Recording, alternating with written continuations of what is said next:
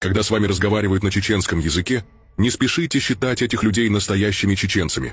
Я сейчас объясню вам разницу между чеченцами и чеченоговорящими. Чеченцы – это народ с глубокими традициями и непоколебимыми принципами.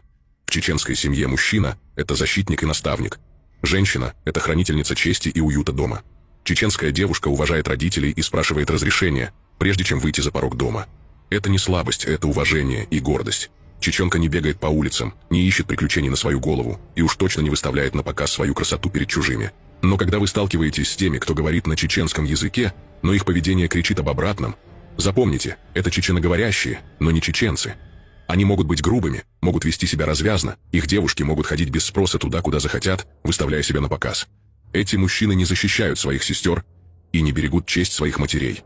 Их женщины сами ищут внимания, а мужчины тратят время на бесполезные споры и дешевую браваду. Так вот, не путайте этих людей с настоящими чеченцами. Не думайте, что все, кто говорит на нашем языке, понимают его дух. Настоящий чеченец – это не просто язык и не просто фамилия.